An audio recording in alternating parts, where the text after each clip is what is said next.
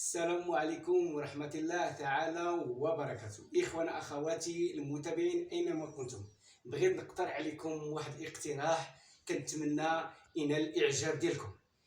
إخوانا أخواتي كما كتشوفوا اقترحت أنني نبقى نسلطوا الأضواء على شي فنان في المنطقة ديالنا ديال تيوانت أولا أيت علي أو أيت حسان اولا شي فنان في منطقه اقليم بولمان، نمشيو عنده باش تعرفوا على المسار ديال هذا الفنان، لان كما كتعرفوا عندنا الفنانه في المنطقه ولكننا ما معروفينش. باش نقول لكم المثال، بحال وحود، بحال عليو ميمونه برشا، بحال عليو بويليله، زيد وزيد، بحال قسو بالعير، كاينين الفنانه وما معروفينش. هذا الشيء علاش اقترحت عليكم. واش غادي تشاركوا معايا هاد الاراء او لا؟ اللي غادي يشارك معايا هاد الاراء يقولها لنا في التعليق.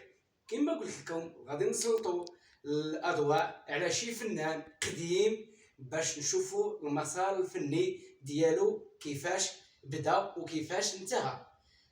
نتوما الاراء ديالكم كيهمنا، ما عليكم غير تقولوا لنا في التعليق باش نكتشفوا الثقافه والتراث الامازيغيه في المنطقه ديال جماعه اولاد اليوسف، لان كاينين عندنا الفنانه في المنطقه ايت تيوان، ايت حسان، ايت علي، ولكن ما معروفينش.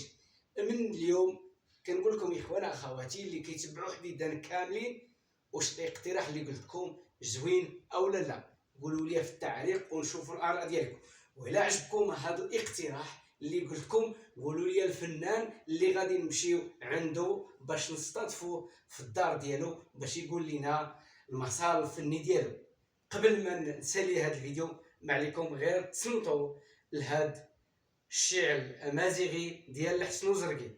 الا عجبكم راه كاينه تيفات ديال الحسن وزرقي ان شاء الله في اضواء الانجاز غادي نقدموها لكم في المواقع التواصل الاجتماعي. كنتمنى نال الاعجاب ديالكم.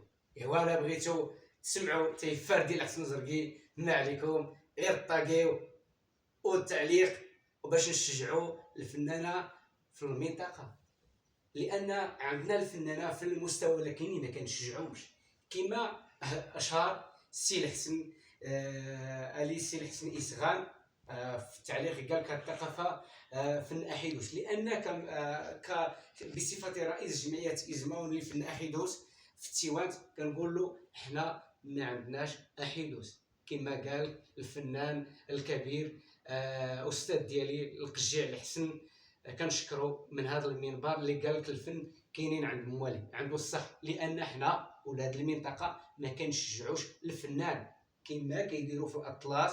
حنا كنشجعوا الدي جي والغرامه للدي جي، وكنسمحوا في الشاعر اللي بدا كيغني لنا حتى الصبح. نقولوا مثلا بحال اقلحه عيا ما يغني في العراسات، كيدور مع شي واحد، كتمشي تدور مع الدي جي وكتسمح في اقلحه، كتدور في الدي جي وكتسمح في وحود، كتدور في الدي جي وكتسمح في علي بويليله. هذاك الشيء علاش هاد الفنانه اللي ذكرت مشاو.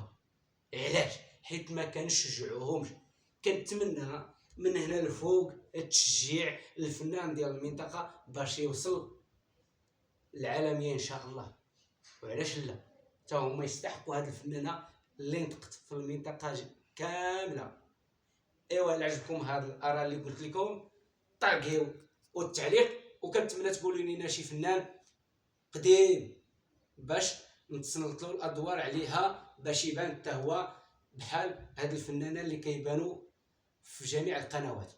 ايوا ما تنساوش طاقيو شي فنان يكون قديم كتعرفوا، اللي ما يعرفوش هاد الجيل باش نبينوه نسلطوا عليه الادوار باش يقول لنا المسار الفني ديالي كيفاش بدا وكيفاش انتهى وعلاش، باش يعطي لنا كيفاش انتهى وكيفاش وكيفاش وكيفاش باش نعرفوا حنا الشباب اللي طالعين باش ندعموا الفنان.